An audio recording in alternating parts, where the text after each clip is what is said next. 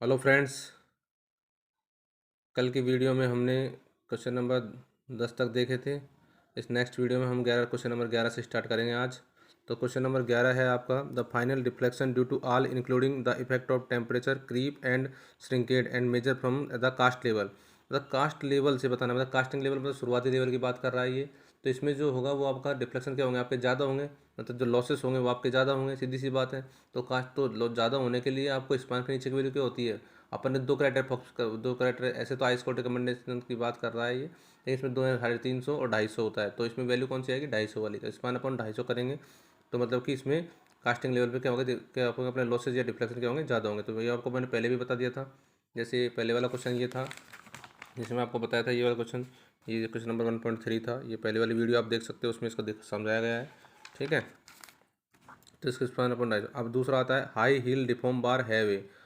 High yield deform bar के लिए आपको ऑप्शन दिए हुए हैं, defined yield value, chemical composition different from mild steel, percentage elongation less than that of mild steel और percentage elongation more than that of mild steel. तो high yield deform bar कौन सी होती है? हाई यील्ड डिफॉर्म बार के लिए जैसे हम ये देखिए, हाई यील्ड डिफॉर्म बार होती है HYSD बार। HYSD बार होती है, HYSD बार होती है वो हाई यील्ड स्ट्रेंथ डिफॉर्म बार होती है। जैसे FE 415 और 500 क्या है, हाई यील्ड डिफॉर्म बार होती हैं। और जो माइल्ड स्टील बार होती हैं वो FE 250 होती हैं। ठीक है, FE 250 होती हैं।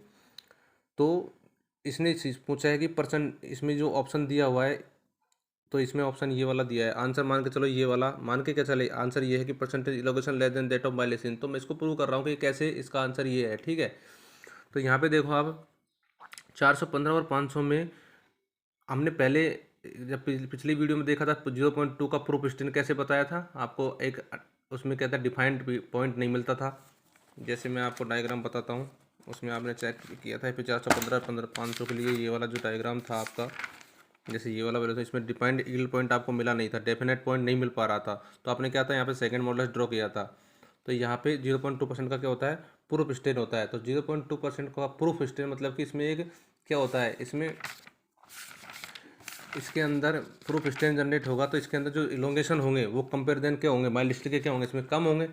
तो ये भी लिखा है 0.2%, because they do not have defined yield point होता है, इसलिए इसमें प्रूफ स्ट्रेन जनरेट होता है। और इसलिए इसका क्या होता है, इलोंगेशन क्या होते हैं इसके, परसेंटेज इलोंगेशन क्या होते हैं, कम कम होते हैं कंपेयर देन माइल्ड स्टील के। ठीक है, ओके, ये वाली बात हो गई। अब नेक्स्ट हम बात करते हैं नेक्स्ट क्वेश्चन की। तो इसका आंसर सीधा सीधा ये होगा आपका कि percentage elongation less than that of mild steel होगा। ठीक है, अगला क्वेश्चन है question number 13, the limiting compressive strain in concrete and bending. Bending में मैंने limiting compressive in concrete and bending, bending में क्या बताया था आपको, वही 0.0035। जैसे कि आपने बेंडिंग के लिए बात की थी, तो उसका आपका आंसर, जैसे इनका आंसर ये 0.0035। तो ये भी प्रीवियस वीडियो में मैं बता चुका हूँ आपको। एक्सट्रीम फाइबर पे कितना होता है, 0.0035 होता है, जो ऊपर आपका कंप्रेशन में होता है। टेंशन में नीचे 0.87 FI/ES होता है। जैसे कि ये आप देख लीजिए, मैंने आपको बताया था, ये वाला क्वेश्चन है, ये आपकी बीम है। ठीक है, इसमें आप कंप्रेशन टेंशन गिवन है, तो इसमें ये 0.0035 होगा, जो एक्सट्रीम फाइबर पे बेंडिंग में जो वैल्यू मिलेगी, और ये आपका टेंशन में जो वैल्यू मिल रही है वो आपको 0.87 FI/ES, ये आपके लिए FE 250 के लिए गिवन है। ओके, अब आगे देखिए, आगे मैं बताऊंगा क्वेश्चन नंबर 14 है, when assessing the strength of structure as per the limit state of collapse the value of partial safety factor for steel. Partial safety factor steel और कंक्रीट के लिए कितना कितना लेते हैं, ये भी ज़्यादातर मोस्ट ऑफ द क्वेश्चन पूछा जाता है। ठीक है, तो पार्शियल सेफ्टी फैक्टर की बात की जाए तो कंक्रीट के लिए कितना लेके चलते हैं, पार्शियल सेफ्टी फैक्टर कंक्रीट के लिए लेके, पार्शियल सेफ्टी फैक्टर कंक्रीट के लिए, जैसे देखिए आप इधर, पार्शियल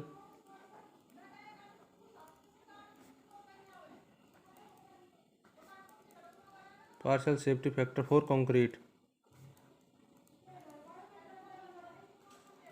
और स्टील के लिए अलग अलग होता है। ठीक है, कंक्रीट के लिए आपका क्या होगा, आपका 1.5 होगा, और स्टील के लिए आपका क्या होगा, 1.15 होगा। ठीक है, पार्शियल सेफ्टी फैक्टर अलग अलग कंक्रीट और स्टील के लिए अलग अलग होता है। ठीक है, ओके, तो इसमें इसके लिए स्टील के लिए कितना हो जाएगा, 1.15 होगा। नेक्स्ट क्वेश्चन आपका है 1.15, मतलब 15 क्वेश्चन है, combination of partial safety factor for loads under limit state of collapse and limit state of serviceability. मतलब पार्शियल लोड कॉम्बिनेशन पूछ रहा है दो के लिए, लिमिट स्टेट ऑफ कोलैप्स के लिए और लिमिट स्टेट ऑफ सर्विसिबिलिटी। ये दोनों क्राइटेरिया अलग अलग होते हैं। जैसे कि यहाँ देखिए आप इसका सॉल्यूशन, जैसे लिमिट स्टेट ऑफ कोलैप्स में लिमिट स्टेट ऑफ कोलैप्स और लिमिट स्टेट ऑफ सर्विसिबिलिटी होता है।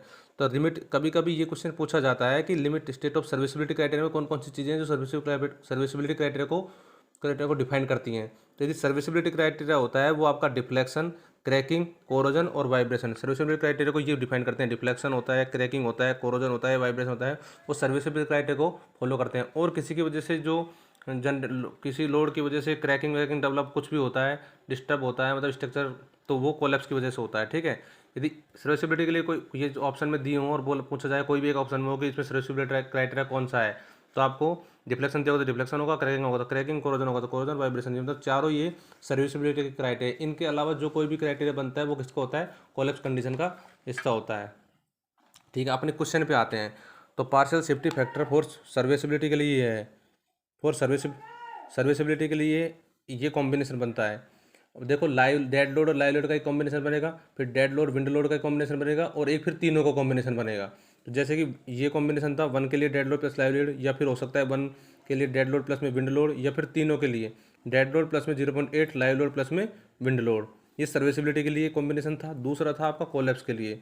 कोलैप्स के लिए था 1.5 dead load plus live load के लिए, फिर अपन विंड लोड के लिए लेंगे 1.5 dead load plus wind load, और फिर तीनों के लिए होगा 1.2 डेड लोड, लाइव लोड और विंड लोड। ठीक है, ओके। तो इसके लिए ऑप्शन सी आपका क्या होगा, ठीक होगा। नेक्स्ट क्वेश्चन है आपका, the assumption then that plane section normal before bending remain after bending is use. मतलब plane section remain plane before bending and after bending, ये वर्किंग स्ट्रेस मेथड और लिमिट स्टेट मेथड दोनों में use किया जाता है। तो आप आंसर देख लीजिए, in both working state and limit state method design. मतलब plane section remain plane before bending and after bending, ये अजम्पशन दोनों के लिए एप्लीकेबल होता है। मतलब इसका मतलब सीधा सीधा क्या होता है, स्ट्रेन प्रोफाइल इज लीनियर। समझ आ रही बात, स्ट्रेन प्रोफाइल इज लीनियर होता है। ठीक है, स्ट्रेन प्रोफाइल इज लीनियर होता है। ओके, नेक्स्ट आपका देखो, अब अगला क्वेश्चन होगा आपका 1.177। इन limit state method of design the failure criteria for reinforce concrete beam and column is. तो इसमें थ्योरी ऑफ फेलियर के आपने थ्योरी ऑफ फेलियर पढ़ा होगा सोम के अंदर, स्ट्रेंथ ऑफ मटेरियल में थ्योरी ऑफ फेलियर, उसमें 5 थ्योरी ऑफ फेलियर गिवन थे आपको। जैसे कि आपको maximum principal stress theory, maximum principal strain theory, shear stress theory, shear strain theory और स्ट्रेन एनर्जी थ्योरी। इनके अलग अलग नाम भी थे। रैंकाइन थ्योरी है, ठीक है, रैंकाइन थ्योरी होगी ये, फिर उसके बाद होगी आपका स्ट्रैंड वेनेंट थ्योरी होती है, फिर gas theory, distortion energy theory, Hague theory. मतलब इनके अलग अलग नाम ये दिए हुए हैं। रैंकाइन थ्योरी ब्रिटल मटेरियल के लिए होती है, और सभी थ्योरी क्या होती है, डक्टाइल मटेरियल के लिए वैलिड होती है। तो इसने पूछा क्या है वो देख लीजिए आप। The limit state method of design the failure criteria for reinforce concrete. Failure criteria की रेनफोर्स कंक्रीट के लिए बीम एंड कॉलम के लिए, तो मैक्सिमम प्रिंसिपल स्ट्रेंथ थ्योरी, मतलब कि आपका सेंट वेनेंट थ्योरी होगी, जो मैक्सिमम प्रिंसिपल स्ट्रेंथ थ्योरी होगी वो आपके फेलियर क्राइटेरिया बीम और कॉलम के लिए वैलिडेशन होगी। ठीक है, नेक्स्ट क्वेश्चन आपका अगला है आपका question, as per IS 456 1978 the ratio of stress in concrete to it characteristic strength at collapse in flexure for design purpose taken as. तो इसमें क्या होगा, अपन ने कंप्रेसिव स्ट्रेंथ ऑफ कंक्रीट को ऐसे मान लीजिए, जैसे ये आंसर देखिए इसका, compressive strength of concrete in structure साल भी अज्यूम 0.67 एफ सी के क्या है यहाँ पे, करेक्टरिस्टिक स्ट्रेंथ है, फैक्टर ऑफ सेफ्टी 1.5 है, सो 0.67 एफ सी के upon 1.5 factor of safety of concrete है, तो यहाँ पे आ जाएगा 0.447 एफ सी के। जनरली इसको 0.45 एफ सी के भी अपन लेते हैं, जैसे अपन लेते हैं, तो इसको कभी कभी क्या लेते हैं अपन, इसको लेते हैं 0.45 एफ सी के लेते हैं। ठीक है, अप्रोक्सीमेट इतना लेके इसको चलते हैं। तो आपका आंसर देख लीजिए, इसका क्वेश्चन नंबर 1.18 का इसका आंसर यहाँ पे आपको मिल जाएगा, आपको 0.447 होता है। ठीक है, नेक्स्ट क्वेश्चन है आपका, इन limit state design of reinforce concrete deflection computed by using. Deflection किससे, आपको एक बार डिफ्लेक्शन बताया था आपको मैंने कि जैसे बता स्पान डेप्थ रेशियो की बात करते हैं, तो ये कह रहा है कि limit state design of reinforce concrete deflection computed by using initial tangent modulus, second modulus, tangent modulus. तो यदि आपको डिफ्लेक्शन ज्ञात करना है तो किससे ज्ञात करोगे आप, short term modulus of elasticity और long term modulus of elasticity. तो शॉर्ट टर्म और long term modulus of elasticity क्या होती है कंक्रीट की, ये देखिए आप, ये देखिए। ठीक है, इसमें देखिए आप, ईसी क्या है, the modulus of elasticity of concrete, ये short term modulus of elasticity of जो है 5000 रूट एफ सी के होता है, और जो long term modulus of elasticity of concrete होती है वो होती है ईसी बराबर ईसी अपॉन 1 प्लस थीटा, या फिर जो भी आप बोलना चाहते हो। ईसी क्या है, ईसी यहाँ पे 5000 रूट एफ सी क्या है, थीटा क्या होता है, थीटा होता है क्रीप कोफिशिएंट। ये क्रीप का कोफिशिएंट है, वो डिपेंड करता है आपका टाइम पे, उसकी वैल्यू टाइम के अकॉर्डिंग घटती है, जैसे जैसे टाइम बढ़ता है। जैसे क्रीप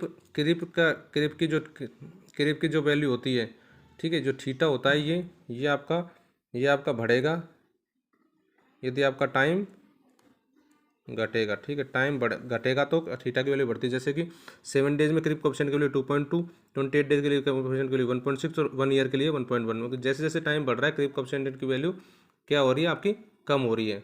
तो दोनों के लिए शॉर्ट टर्म मॉडुलस और long term modulus of elasticity deflection criteria में यहाँ काम में आती है। नेक्स्ट क्वेश्चन है 1.20, मतलब कि 20 क्वेश्चन नंबर। अगला क्वेश्चन है keeping consider the following measure. तो पहले हम क्वेश्चन को देख लेते हैं क्या करा है। विच ऑफ दीज मेजर, ये 4 ऑप्शन दिए हैं, इनमें से कौन सा सही है जो इस IS 3370 जिसमें जिसको डिजाइन ये जो इंडियन स्टैंडर्ड कोड है IS 3370 1970, जो design of leak proof liquid container को ऑफ इम्पीरियस कंक्रीट डिजाइन करने के काम आता है, उसमें उनके लिए कौन से ऑप्शन में से सही हैं। तो इसने कहा है keeping cement content with in the range of 330 to 530 kilogram per metre cube हो जाए, ये तो सही है, ठीक है। Using well graded aggregate with water cement ratio less than 0.5, ये भी सही है। Controlling the permissible stress in steel by the strain and crack width rather than the strain, ये भी सही है। चौथा है providing minimum steel of any grade amounting to 0.3%। इसने कहा providing minimum steel of any grade मतलब कि कोई भी ग्रेड, FE 415, 500, 250 सबके लिए इसने कहा है कि मिनिमम स्टील आप कितना लो 0.3%, लेकिन ऐसा नहीं है, 0.3% नहीं लेते। इसमें अलग अलग के लिए हर ग्रेड ऑफ स्टील के लिए अलग अलग होता है, और ये डिपेंड करता है थिकनेस पे भी डिपेंड करता है, सेक्शन की थिकनेस पे भी डिपेंड करता है। देखिए जैसे मिनिमम स्टील की मैं बात करूं तो IS 3370 1970 में कहते हैं 0.30% माइल्ड स्टील बार के लिए होता है, और 0.24% क्या होता है HYSD बार के लिए होता है। लेकिन and these reinforcement percentage also depend on thickness of section की थिकनेस पे भी ये डिपेंड करता है। ये रेनफोर्समेंट क्या होता है जो ये दिए हैं वो सेक्शन की थिकनेस पर डिपेंड करता है, और उसके FE 415, FE 500 और FE 250 के लिए अलग अलग होता है। जैसे कि थिकनेस ऑफ सेक्शन यहाँ गिवन है, ये माइल्ड बार होगी, ये HYSD बार होगी। तो लेस देन 100 mm के लिए 0.3% होगा, इसके लिए 0.24% होगा। यदि आपका 100 से 450 mm होगा तो 0.3 से 0.2% होगा। HYSD के लिए 0.24 से 0.16% होगा, और ग्रेटर देन 450 mm होगा तो 0.2% माइल्ड के लिए होता है, 0.16 HYSD बार के लिए होता है होगा, ठीक है। आ गया समझ में? ओके, तो फ्रेंड नेक्स्ट वीडियो इसके आगे के क्वेश्चनों के साथ होगी। इसके लिए हमारे चैनल को लाइक करें, सब्सक्राइब करें, शेयर करें और ज़्यादा से ज़्यादा कमेंट करें। Thank you.